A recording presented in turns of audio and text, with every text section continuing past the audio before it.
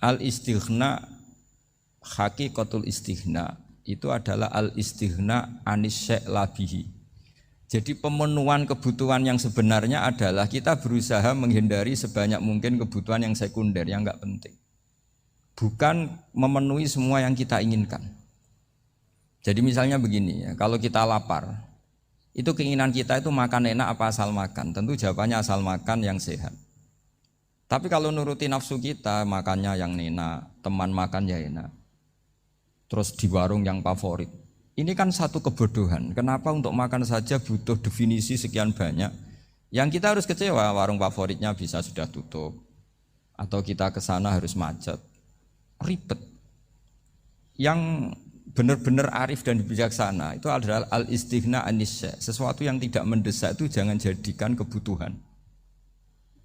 Sehingga kalau kita puasa misalnya, semua makanan itu enak karena kita sangat lapar. Sehingga Abul Qasim Al-Junaidi ketika ditanya, ma idamu to'am, lauk makanan itu apa? Jawabannya lucu, alju, lapar. Kalau kamu lapar ya semuanya enak. Ini sudah mulai hilang. Kita bilang makan enak itu ya sate, ya gulai, ya pizza yang kita senang. Akhirnya apa? Untuk nikmati nikmatnya Allah itu kita jadi ribet. Apalagi yang orang-orang fasik harus ditemani perempuan yang tidak halal misalnya, atau harus ada ajudan, ribet. Nah pertanyaannya, orang yang ribet sama yang enggak ribet itu pinter mana? Pinter yang enggak ribet. Nah ini kearifan-kearifan yang mulai hilang. Lalu siapa yang bisa mewarisi itu? Ya ulama. Jadi ulama itu cara berpikir sebenarnya simple. Makanya mereka sering kalau tahajud itu, di antara makalah Sayyidina Ali paling terkenal dan yang menjadikan beliau punya derajat yang luar biasa itu adalah kafani izzan an takuna li robban wa kafani fakhran an akuna laka abdan. Ya Allah, saya ini sudah begitu mulia, begitu terhormat dan sangat-sangat terhormat karena yang menjadi Tuhan itu Engkau. Jadi rumus pertama itu karena menjadi Tuhan itu Engkau. Hanya Tuhan yang abadi, Tuhan yang pertama, artinya Tuhan yang al-awwal. Coba ya Allah, kalau saya ini punya Tuhan Fir'aun, punya Tuhan mati jadi tontonan lagi, itu kerennya di mana coba? Andai kan kita punya Tuhan Fir'aun, atau punya Tuhan yang asal usulnya manusia, apapun hebatnya manusia itu, kita punya Tuhan manusia itu. Tuhan yang lapar, yang kalau nggak makan mungkin pingsan, mungkin bisa kena COVID, nanti Tuhannya diisolasi. Kayak apa? Makanya ketika Tuhan Allah menyindir ketuhanan selain Allah itu, Allah hanya menyindir dengan kalimat sederhana, kana yakulani to'am, yang kamu tuhankan itu masih makan. Artinya kalau nggak makan ya lemes. Jadi lama-lama ada orang gini, alhamdulillah tadi Tuhan mampir ke saya, kelihatannya lapar, setelah tak kasih makan sehat lagi. Susah nggak punya Tuhan yang seperti itu. Beda dengan Tuhan kita. Tuhan yang enggak butuh makan, enggak butuh minum, Al-Qayyum, zat yang berdiri sendiri tanpa butuh yang lain. Al-Awwal, sebelum ada langit bumi sudah ada Tuhan kita yaitu Allah. Bandingkan dengan Tuhan-Tuhan yang dipertuhan yang lain, yang adanya setelah bumi, misalnya Fir'aun dan sebagainya. Sehingga Sayyidina Ali pertama jadi kebanggaan apa? Kafani izzan antakuna li robban. Saya ini keren betul, karena punya Tuhan yaitu Engkau. Tuhan yang lahul asma'ul husna, Tuhan yang semuanya punya kebaikan, punya keabadian, punya keagungan. Terus wa kafani fakhron an akuna laka abdan, dan saya bangga sekali karena saya menjadi hambamu. Kalau saya jadi hambanya Pak Rektor ribet kan, sudah tak hormati ternyata nanti tidak rektor, ya kan ribet kan. Terus pokoknya ribet, jadi budaknya manusia itu ribet. Makanya ada seorang wali datang ke temannya yang jadi presiden atau jadi raja. Datang ke situ karena tidak punya uang, mau minta uang karena temannya raja. Setelah sampai sana ternyata temannya ini karena orang soleh pas berdoa, ya Allah saya minta ini, minta ini, minta ini. Terus si wali tadi pulang. Kenapa kamu pulang? Ternyata dia sama, masih minta-minta kayak saya. Jadi sederhana deh. Sama-sama minta kamu, minta zat yang kamu mintain katanya. Jadi dulu itu orang itu sebegitu dekat dengan Allah. Sehingga si raja ini terus ketemu wali tadi tanya, kenapa kamu menyepelekan saya padahal sekarang saya raja. Terus ditanya sama wali tadi, karena temannya. Kalau kamu di padang pasir tidak bisa minum dan harus minum 1 gelas, dengan ongkos kamu harus mengasihkan semua kerajaan kamu demi minuman itu. Pilih mana, minuman apa tetap jadi raja? Ya saya milih bisa minum. Saya tidak raja tetap hidup, tapi kalau nggak minum mati. Bagaimana Anda bangga dengan satu kerajaan sing la yusawi kak samain, yang tidak sama dengan segelas air. Jadi artinya terus mereka melihat jadi raja itu ya biasa, jadi presiden biasa, jadi rektor biasa. Karena mereka biasa berlogika hakikatul izzah itu ya taqarrub ila Allah, yang benar-benar terhormat itu ya dekat dengan Allah. Begitu seterusnya mereka bikin paradok-paradok yang aneh, tapi itu menjadi pelajaran. Bapak saya Ki Nur Salim itu senang baca anekdot Nasiruddin Koja. Itu kalau bikin orang-orang aneh, itu dia datang ke satu pesta, pakai baju lusuh, pakai sarung lusuh atau celana lusuh, sama Sohibul Bait yang punya acara dibiarin. Setelah dibiarin dia pulang pakai jas, pakai dasi, pokoknya keren. Dihormatin, pakai alpat, pokoknya dihormatin. Silakan. Pas dia disuruh minum, minumannya itu disokkan saja ke sakunya. Jas, kamu harus minum yang banyak, karena kamu yang dihormati, bukan saya. Terus makanannya semuanya diletakkan di saku, ada yang apa, ayo kamu makan yang banyak. Alpatnya juga gitu, dikasih sate apa, ayo kamu makan yang banyak. Mereka tidak melihat saya, melihat kamu. Akhirnya orang satu pesta itu istighfar semua, berarti kita ini salah. Terus dia pidato, kenapa kamu ngomong gitu? Tadi saya datang, orangnya sama. Gara-gara beda pakaian, penghormatannya beda. Berarti yang berhak dapat makanan ini jasa ya, bukan saya. Betapa naifnya kita sebagai orang. Ternyata kita masih hormat sesuatu yang seperti itu, yang atribut lah. Jadi orang-orang sufi itu orang yang bisa menertawakan dunia. Akhirnya ya, pertama dia dianggap orang gila, masa jas dikasih makan, dikasih minum. Tapi secara fikih dia benar, haram dia makan. Karena pas dia datang dibiarin, setelah pakai jas dikasih makan. Berarti hakikat yang dapat rezeki siapa? Jasnya apa orangnya? Jasnya apa orangnya? Jasnya. Jadi itu orang-orang sufi, kearifan orang-orang dulu itu bisa ngelola hal-hal yang keseharian menjadi luar biasa. Ada seorang wali melihat istrinya makan 1 piring, anaknya makan 1 piring. Ditanya, kalian kenyang? Wah, kenyang sekali. Melihat anaknya minum kopi 1 cingkir, senang. Kalian senang sekali. Wah, kalau senang dengan hal-hal yang murah bisa, ngapain harus senang dengan hal-hal yang mewah? Bodoh sekali saya. Sehingga terus mereka bisa qanaah. Qanaah itu ya hidup itu simpel, sederhana.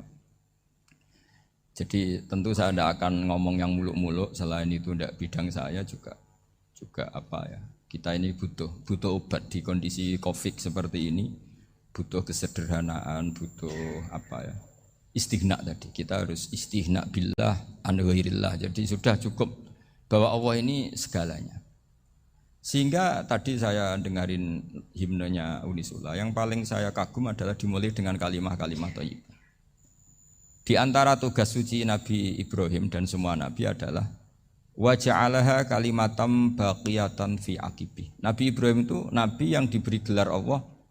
Dia adalah nabi yang menjadikan kalimat tauhid itu kalimat yang abadi. Fi aqibih, di anak turunnya, di semua generasinya, baik anak turun karena gen maupun karena pembinaan, karena pendidikan. Ini penting sekali saya utarakan karena apa? Satu kehidupan itu sebenarnya digerakkan oleh kata-kata, oleh moto kalau orang bahasa modern. Sehingga banyak ulama mengatakan al-ibarat qutun li'ailatil mustami'in, bahwa redaksi atau moto atau pegangan hidup itu penggerak kehidupan. Sehingga sebetulnya manusia itu digerakkan oleh kalimah-kalimah itu, oleh moto-moto itu, oleh prinsip-prinsip hidup itu. Misalnya orang Palestina itu tiap hari ke pasar gitu. Mereka ke laut gitu. Ditanya, kenapa tidak takut tembak Israel? Jawabannya lucu. Kena tembak ya mati, enggak makan ya mati. Enggak kerja ya mati. Ya sudah, sama-sama mati ya mendingan aktivitas normal. Tapi saya tidak menyarankan itu untuk melawan Covid. Ini cerita saja. Kamu jangan provokator itu. Karena ini wilayah sensitif. Jadi banyak orang yang poligami. Kalau ditanya alasannya gitu, istri 1 ya cerewet, 2 ya cerewet, mendingan 4. Ya banyak ya gitu. Tapi ada yang kebalikan, istri satu cerewet saja hampir jantungan, apalagi 4, tinggal matinya kan gitu. Itu semua yang menggerakkan itu kalimat. Kalimat itu satu pegangan. Banyak orang loh yang nggak ingin jadi rektor tuh banyak loh Pak Bejo. Jangan kira semua dosen ingin jadi rektor.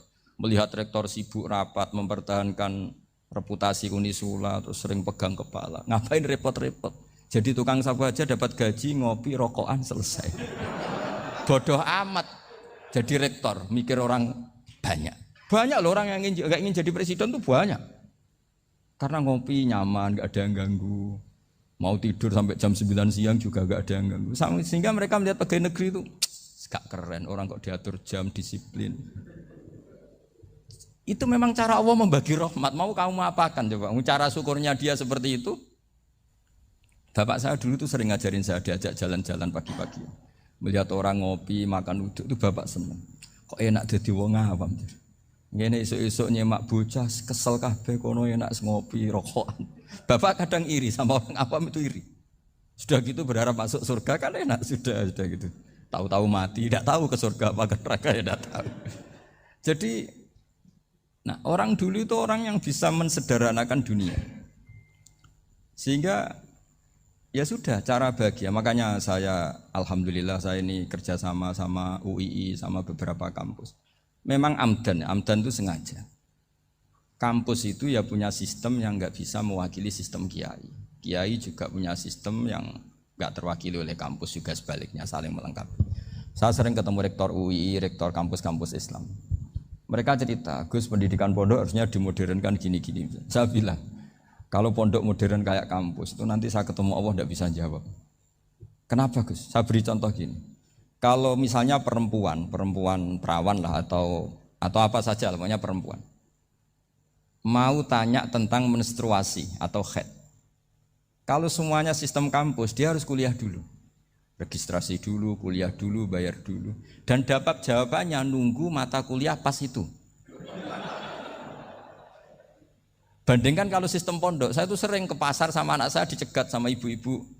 Gus, anak saya ngalami gini-gini, keluar darah terus menerus, nggak 6 hari tapi 1 bulan penuh. Itu hukumnya apa Gus ya? Nanti saya mau sowan ke jenengan. Nggak usah sowan di sini aja. Ya sudah, sebelum mengeluarkan darah yang rutin seperti itu biasanya haidnya berapa hari? 6 hari ya sudah ikut yang 6 hari, yang lainnya istighatsah. Ngoten tok Gus, ya udah ya. Begitu terus di masalah udhiyah. Ya coba kalau semuanya pakai sistem kampus, daftar dulu, bayar dulu. Jadi ini nggak ada jawabannya, nunggu mata kuliah itu, baru dapat jawaban. Itu biasa nggak sholat bertahun-tahun karena belum ada jawaban tentang itu. Nah itu kalau misalnya orang mati, tahunya cara apa memulasara jenazah itu nunggu kuliah dulu, pas mata pelajaran itu dulu, baru menangani orang mati. Berarti orang mati itu tergeledak semua. Tapi kalau kiai kan enggak. Kesini orang mati terbakar, kalau dimandiin malah badannya copot-copot, itu gimana hukumnya? Ini ada orang mati Gus Kendat, ini disolati apa enggak? Ada orang mati apa itu oplosan itu disolati enggak? So sering ditanya gitu. Gak usah registrasi Pak Rektor, gak usah registrasi, gak usah daftar, gak usah seminar. Makanya kalau orang kampus wani kiai itu ya kualat tenan itu, karena ini yang on time. Tapi pondok seperti saya ya ikrar seikrar-ikrarnya pentingnya kampus karena melatih efisiensi waktu, disiplin, tata kelola manajemen sehingga kita ya hormat. Tapi tadi kita harus saling melengkapi sehingga saya tunjukkan ke publik bahwa saya hormat sekali sama polisi, sama tentara. Coba kita bisa apa ngadepi bandar narkoba kalau enggak polisi? Bisa apa coba menjaga NKRI kalau enggak tentara? Begitu juga ya sudahlah kita memang fa inna yadallahi ma'al jamaah, kita berkah itu kalau bersama-sama, tidak bisa kita sendiri. Nah lalu orang kayak saya itu ya beberapa kali sebetulnya saya itu ditawanin jadi doktor honoris causa apa.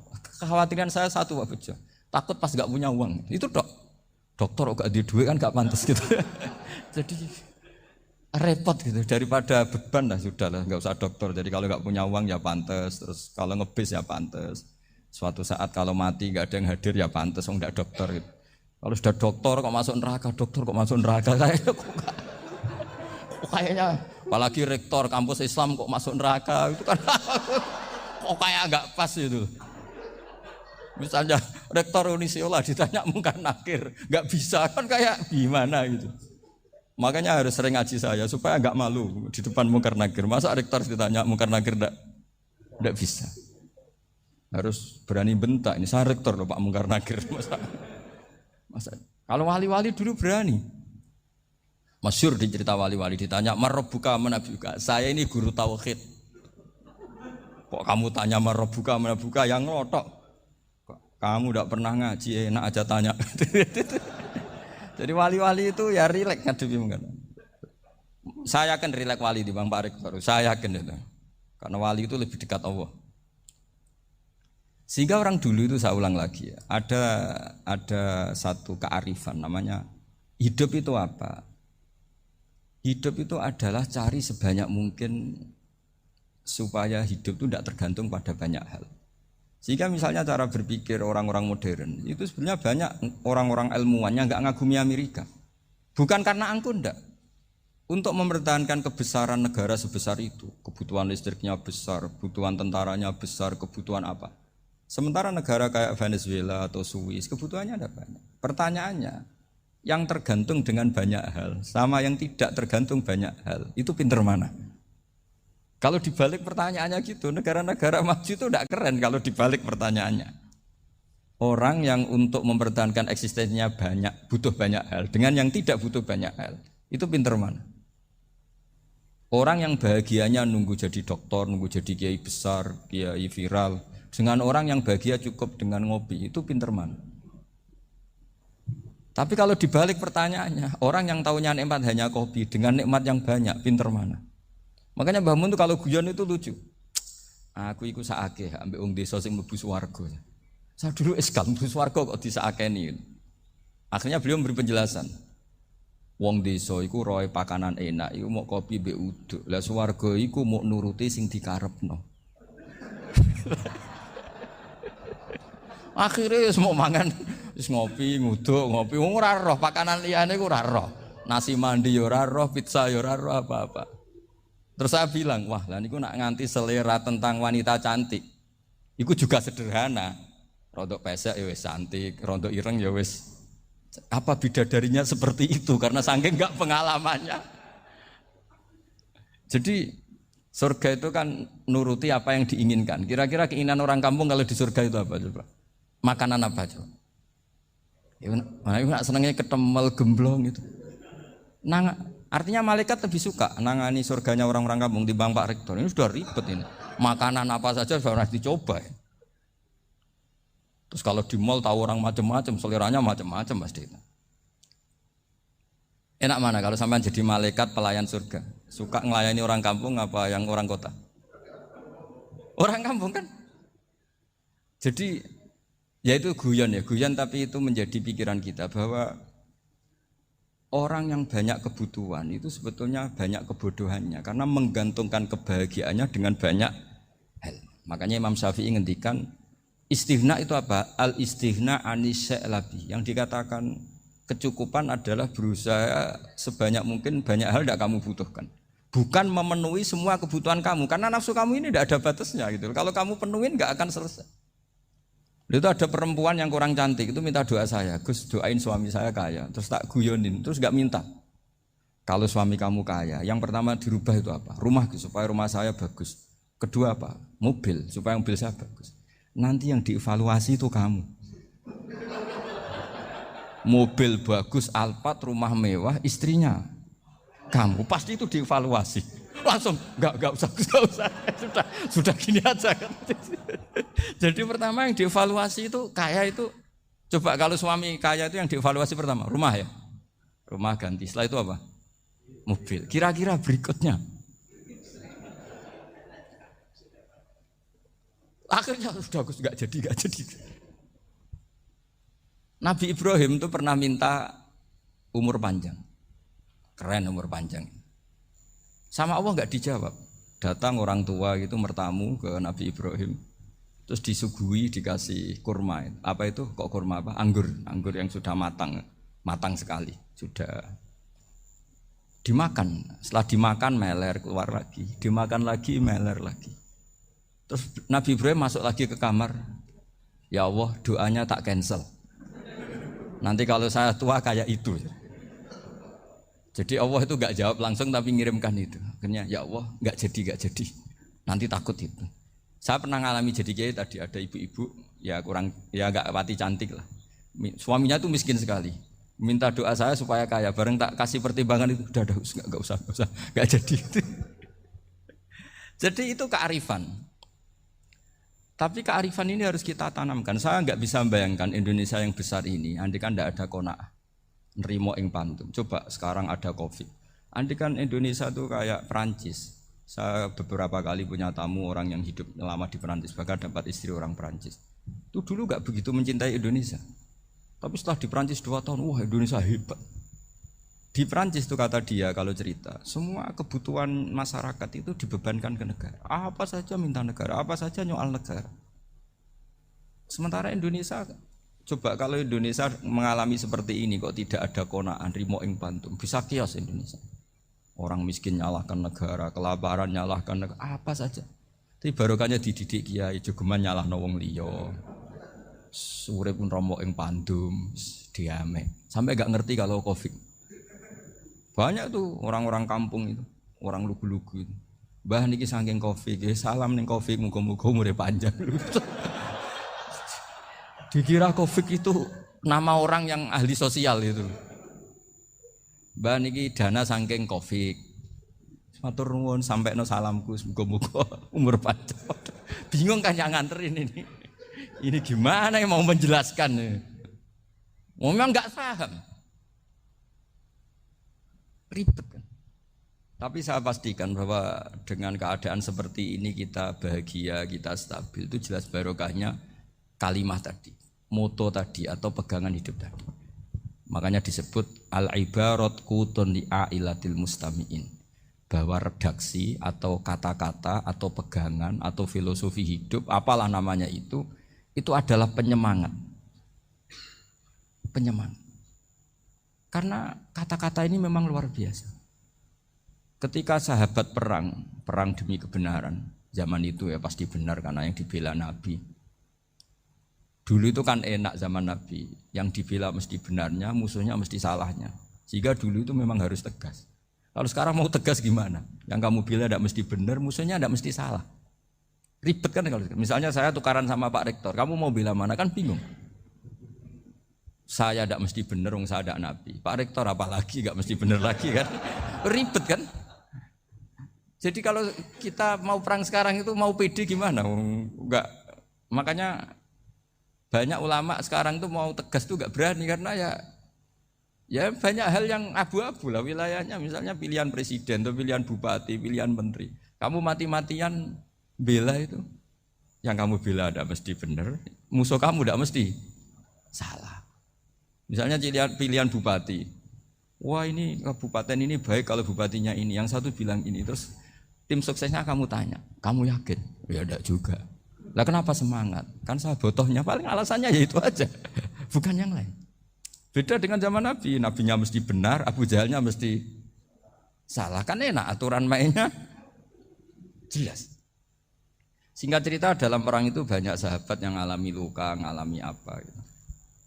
Kemudian curhat lah ke Nabi, ya Nabi gara-gara derekkan jenengan, ngikuti jenengan saya harus ngalami seperti ini. Ngiranya orang itu diapresiasi sama Allah keluarnya. Ternyata sama Allah enggak diapresiasi. Malah diturunkan ayat intakunu ta'lamuna fa innahum ya'lamuna kama ta'lamun wa tarjuna minallah ma'ala yarjun. Kalau kamu sakit karena perang, orang-orang kafir itu ya sakit. Itu saja berani padahal demi kekafiran. Wa tarjuna minallah ma'ala yarjun. Padahal kamu punya nilai lebih yaitu berharap kepada Allah yang mereka tidak punya. Saya jadi kiai itu ya kadang mangkel. Karena yang benci ya benci, yang seneng itu ngel-ngel loh kayak Pak Bejo. Jadi semuanya ribet. Nah iya, yang benci ya ganggu, yang seneng ya ganggu, tambah nemen. Seribet. Tapi kalau sudah ingat bandar narkoba, mereka berhadapan dengan polisi, kadang ditembak karena kesalahannya terlalu fatal. Antar persaingan mereka juga bisa tembak-tembakan karena merebut pasar narkoba. Itu saja mereka berani. Kok kita yang jadi kiai kadang dicium tangannya, dihormati gak berani, hanya takut musibah-musibah kecil lah, atau problem-problem kecil. Lah iya, kalau kita bandingannya gitu. Kalau kamu mau tahajud kedinginan, itu masih nanti dihisab Allah itu gitu. Maling ayam itu keluar malam-malam, hanya dapat ayam. Itu gak takut dingin. Ya gak takut digebuki masa. Kamu mau tahajud saja takut dingin. Makanya nanti hisabnya orang soleh itu nanti dijajarkan orang dolim. Terus diperbandingkan. Wah itu habis kamu kalau itu. Jadi misalnya Unisula mau rapat, tapi ini malam, kalau malam dingin nanti sama masuk angin. Anak-anak pang di perapatan aja berani kamu. Kalau sudah perbandingannya gitu tuh ribet kita nanti. Makanya itu kalimat itu moto atau filosofi hidup. Sehingga diulang lagi nasihat itu. Iyam saskum korhun fakodu masal koma korhum mislu. Kalau kamu kena luka, orang-orang yang enggak benar juga akan kena luka. Itu aja berani demi ketidakbenaran. Masa kamu demi kebenaran enggak berani? Akhirnya orang itu, ya itu kalimat, itu heroik. Makanya kita ini penting ya, makanya tadi himne Unisula dimulai kalimat thayyibah. Karena kalimat ini yang menjaga kita kalimat ini. Misalnya tentang Tuhan. Kenapa orang Islam imannya kokoh seperti ini, termasuk yang sudah hidup di Amerika, di Australia, di mana-mana. Itu ya barokahnya ajaran atau barokahnya kalimah. Saya sebut kalimah saya pakai bahasa santri. Karena la ilaha illallah itu dalam tradisi santri disebut kalimatu haqqin alaiha nahya wa alaiha namut wa alaiha nub'ats. Ada yang riwayat wa biha nub'ats insyaallah taala minal aminin. Kenapa mereka di mana-mana meskipun sekolah di Amerika, di Australia, bahkan di Uni Soviet tetap mukmin? Itu barokahnya ajaran yang benar. Allah itu siapa? Tuhan. Tuhan itu sifat dasarnya apa? Awal. Dia harus wujud awal sebelum makhluk yang lain. Sehingga ketika ada negara yang maju, yang tertib, manajemennya tertib, masyarakatnya makmur, tapi punya Tuhan yang tidak seperti itu, tidak awal, itu sudah gak nyaman. Karena ndaklah keren Tuhan saya, karena Tuhan saya itu al-awwal, zat yang pertama. Tuhan saya keren lah, zat yang gak mati. Tuhan yang gak mati, yang gak pernah mengalami kematian. Sehingga tontonan atau yang dilihat kenikmatan-kenikmatan yang lain ini tidak mengubah dia pendirian tentang Tuhan. Karena mantapnya satu kalimat tadi bahwa Tuhan itu ya harus satu, harus awal, harus tidak mati, tidak rusak, tidak mengalami apa-apa yang membahayakan. Sehingga ketika ditawarin Tuhan yang lain meskipun menjanjikan secara finansial atau kemakmuran, mereka gak tertarik. Itu coba, itu barokahnya makmur apa barokahnya ajaran? Barokahnya ajaran. Sering negara Islam itu kalah makmur dengan mereka, tapi barokahnya ajaran ini tetap apa? Tetap Islam. Makanya Nabi Ibrahim nabi yang sukses bikin wa ja'alaha kalimatam baqiyatan fi aqibi. Sehingga kita ini bekti sama orang tua misalnya. Itu ya karena ajaran. Suwargamu itu karek wong tuamu. Nak wong tuamu ridho, Allah ridho. Nak ora ridho, Allah ora ridho. Ridho wa fi ridhol walidain wa sakhatu wa sukhtu wa fi sakhatil. Sehingga ketika ada orang tua yang agak brengsek gitu, anak-anak tetap hormat. Punya orang tua yang miskin, yang sudah miskin, tukang tombok nomor, banyak kan di kampung gitu. Ya tetap hormat.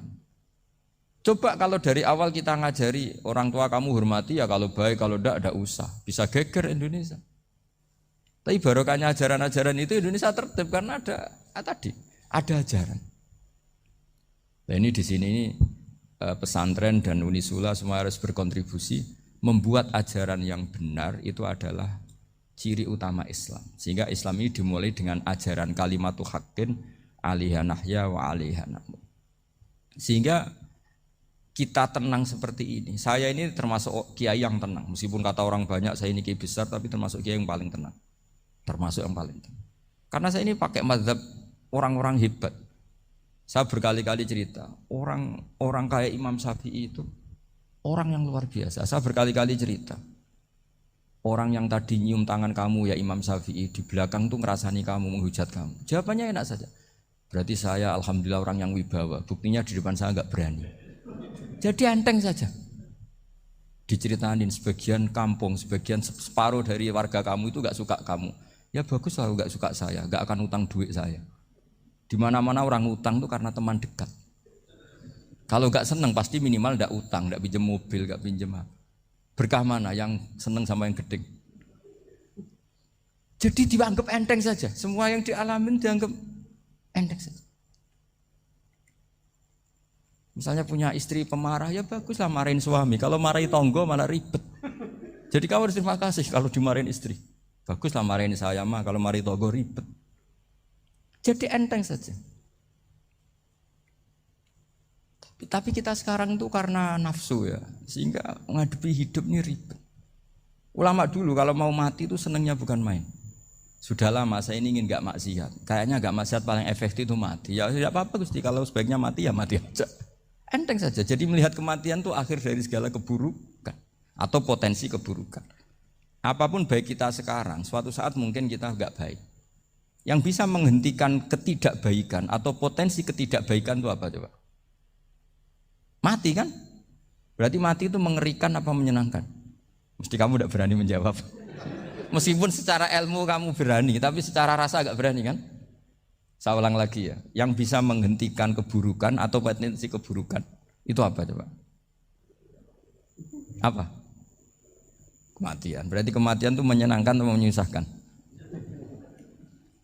Apapun kamu tidak berani jawab karena kamu agak-agak duniawi itu kelihatannya. Tapi secara ilmu, kamu tahu kan kalau mati itu tidak buruk-buruk banget. Karena apa? Itu akhir dari segala keburukan. Sehingga Nabi ngajarkan kalimat itu begitu luar biasa.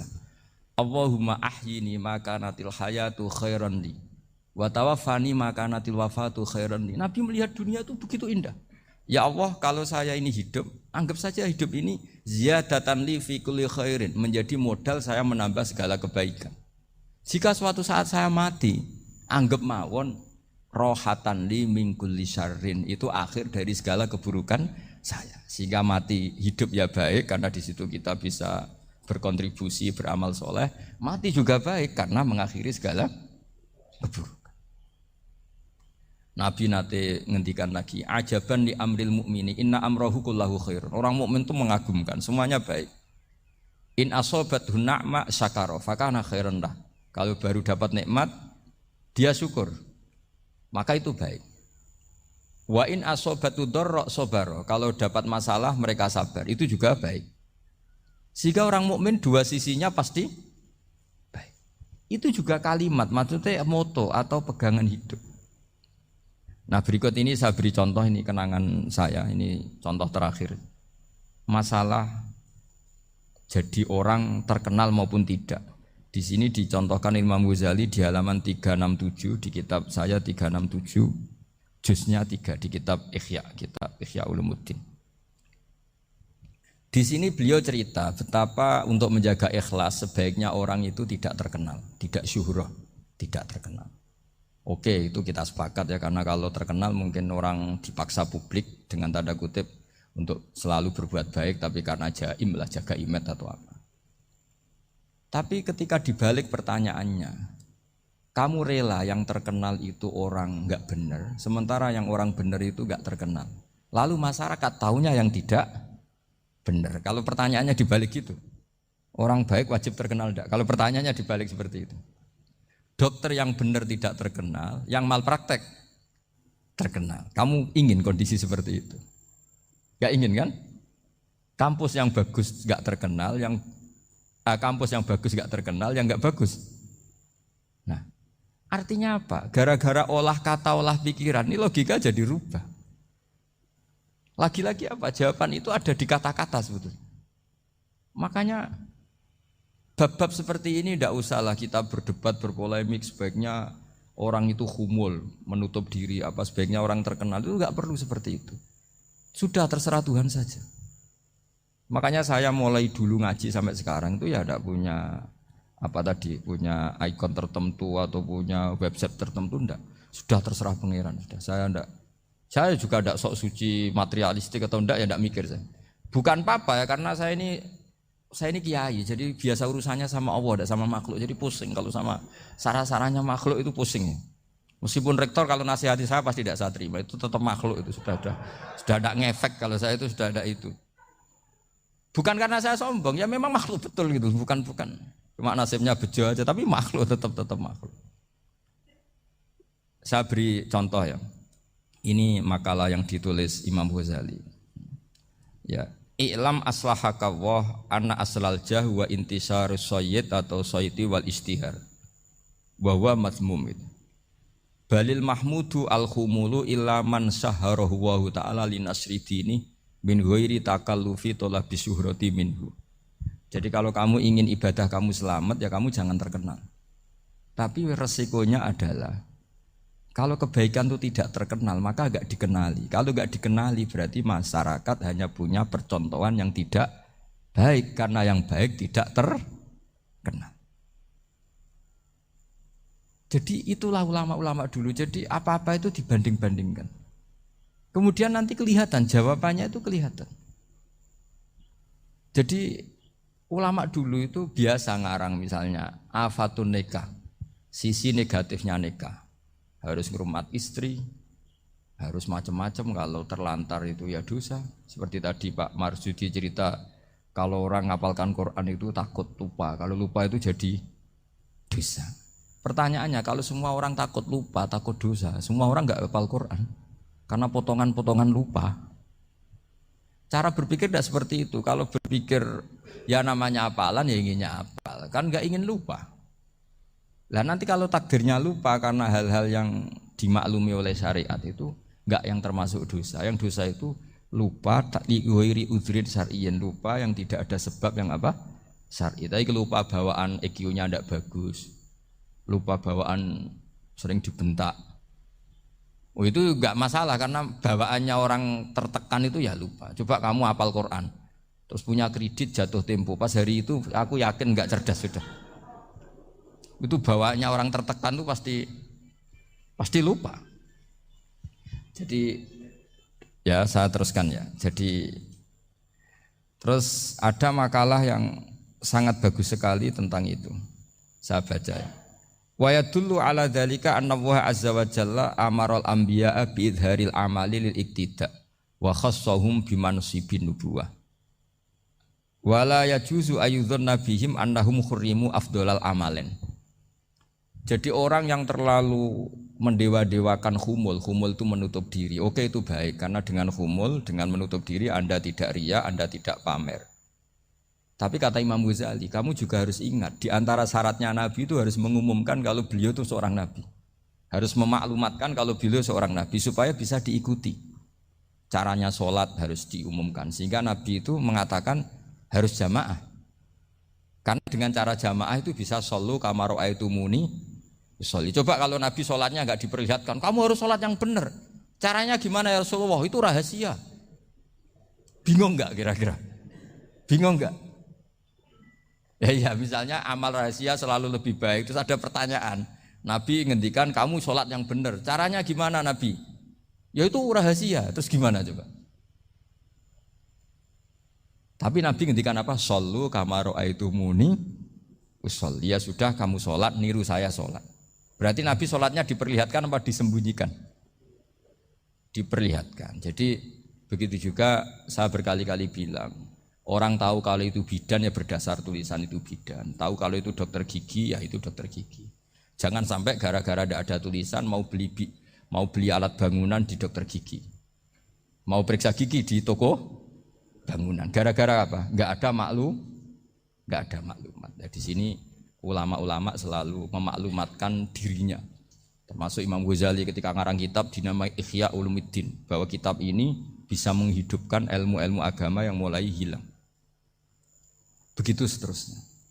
Jadi ini ngaji ya. Jadi orang itu harus ngerti ya. Jadi jangan nuruti emosi sendiri atau logika sendiri. Bahwa saya suka humul, ya monggo, agama Islam menyediakan sarana itu. Uzlah itu ya punya sisi kebaikannya sendiri. Tapi syuhrah terkenal asal tidak nuruti nafsu juga punya sisi kebaikannya sendiri. Setidaknya umat ini punya satu master kebaikan yang mudah diakses. Tapi tadi saya ulang lagi, jangan karena hadzun nafsi, jangan karena kepentingan pribadi. Makanya di sini disebutkan wa yadullu ala dzalika ay ala syuhrah anna Allah taala amaral anbiya bi idzharil amal lil iktida.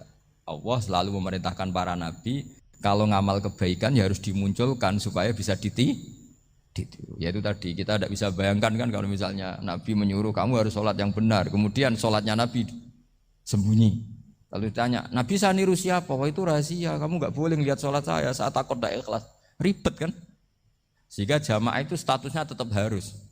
Nah bedanya harus ini ulama berpendapat harus yang apa? Fardu kifayah, tapi fardu itu maknanya harus. Tapi bukan berarti kalau nggak jamaah sholatnya nggak sah, nggak. Tetap tapi statusnya jamaah tetap apa? Harus. Nah barokahnya harus ini orang yang baru sholat, sholatnya langsung benar karena ada yang diikutin. Coba kalau mantan dukun baru sholat terus sholat sendiri, itu mesti mirip mantra itu. Karena dia tidak ada master percontohannya. Tapi barokahnya ada master, orang paling bodoh pun kalau sholat ya benar, karena standar ada komandonya, ada imamnya. Sehingga Imam Ahmad malah berpikir keras, syarat sahnya sholat itu harus jamaah. Cara pikirannya Imam Ahmad keras sekali beliau. Jika kalau orang sholat sendiri kok ada orang lain yang maunya berjamaah harus bayar, orang itu harus bayar demi sahnya sholat. Itu madzhabnya Imam Ahmad. Tapi kalau madzhab Syafi'i hanya mengatakan itu fardu kifayah, yang kalau satu komunitas gak mau melakukan semuanya apa? Dosa.